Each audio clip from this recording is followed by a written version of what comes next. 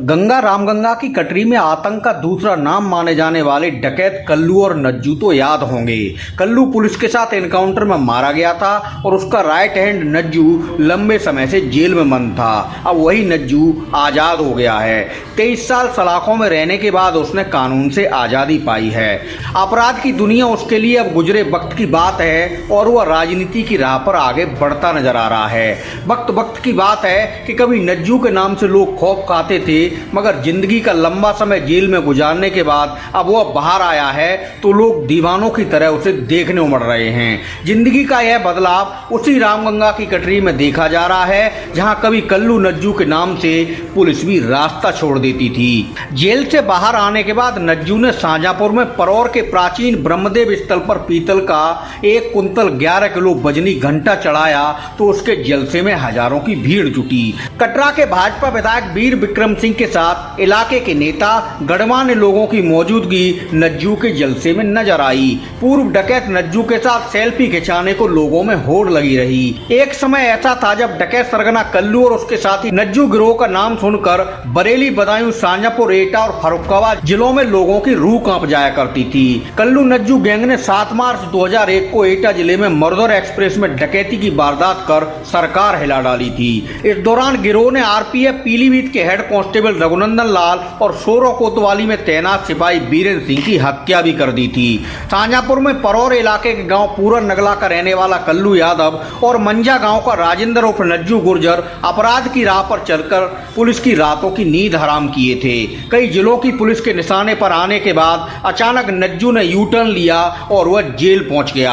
हालांकि नज्जू के जेल जाने के बाद भी कल्लू ने पीछे मुड़कर नहीं देखा और आगे के समय में और ज्यादा खूंखार होकर सामने आया। दर्जनों पुलिसकर्मियों की उसने हत्या कर दी।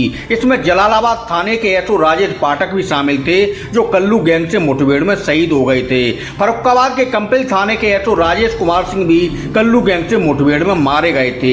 कल्लू गैंग किडनैपिंग और डकैती की वारदातों से सरकारें हिलाता रहा। कल्लू के नाम बाद में ताबड़तोड़ वारदातों की वजह से 100 से अधिक पुलिस पब्लिक की हत्याएं, लूट, डकैती, अपहरण, हमले जैसे संगीन मामले दर्ज हो गए। 15 जनवरी 2006 को बरेली पुलिस के जांबाज एसओजी प्रभारी विजय राणा और भूपेंद्र सिंह की टीम ने थाना फतेहगंज पूर्वी इलाके में हुई मुठभेड़ में कल्लू, कल्लुआ और पहलवान यादव को मार गिराने में सफलता हासिल की थी। कल्लू पर उस समय 1 लाख का इनाम घोषित था। कल्लू को मार गिराने वाली टीम की अगुवाई करने वाले सब इंस्पेक्टर विजय राणा और भूपेंद्र सिंह समेत पूरी पुलिस टीम को तत्कालीन डीजीपी यशपाल सिंह ने आउट ऑफ टर्न प्रमोशन दिया था।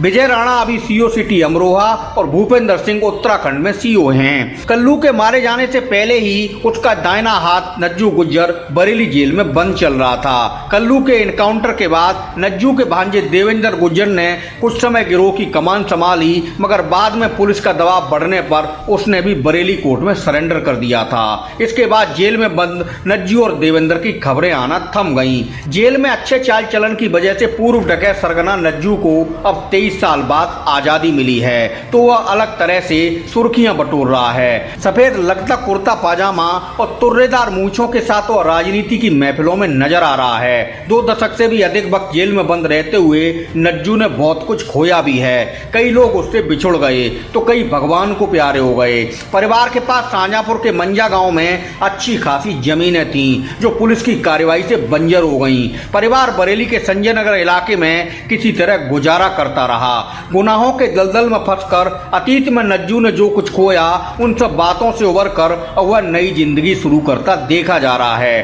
परौर में ब्रह्मदेव स्थल पर भारी भरकम पीतल का घंटा चढ़ाते वक्त नज्जू के कार्यक्रम में जो भीड़ जुटी, उसे देखकर सियासी हलके भी हैरान हैं। कार्यक्रम में भाजपा के क्षेत्रीय विधायक वीर विक्रम सिंह की मौजूदगी इशारा कर रही है कि नज्जू जेल से छूटकर अब राजनीति की राह चलने वाला है। हमारे साथ चलकर आए, इसी धरती पर पले बड़े और उन्होंने बहुत संघर्ष किया और संघर्ष की सजा पाने के बाद भी आज ये छूट कर आए। जो इनसे गलती हुई उसकी इन्होंने सजा की।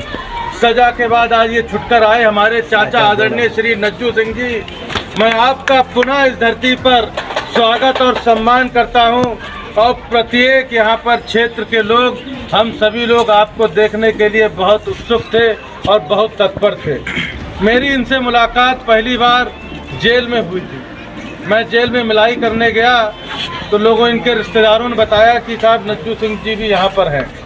जब मैं इनसे जेल में मिला तो इन्होंने अपनी पीड़ा मुझे बताई कि साहब हम पर लगभग 85 मुकदमे लिखे गए, और उस दौरान जो राजनीतिक करते थे बड़े बड़े नेता, उनके भी कई मुकदमे ऐसे थे जो निर्दोष हो सकता है निर्दोष हों, और इन पर मुकदमा लिखा गया, मगर सभी कोर्ट में सुने गए और लगभग 22 साल की सज़ा, 22 साल की जेल काटने के बाद लगभग एक हफ्ता पूर्व यह पुनः बरी होकर यहाँ पर हम सभी के बीच आए हैं। मैं आपका हृदय से आभार, अभिनंदन, स्वागत करता हूँ और ईश्वर से प्रार्थना करता हूँ, भगवान महादेव से प्रार्थना करता हूँ कि आपको सद्बुद्धि दे और हम सभी लोगों को सद्बुद्धि दे। जो आपका आगे का जीवन काल है वो जीवन कालखंड अच्छे से बीते, भगवान की पूजा अर्चना में बीते, अपनी खेती में बीते, अपने परिवार में बीते। मैं आपके लिए ऐसी कामना और दुआ करता हूँ।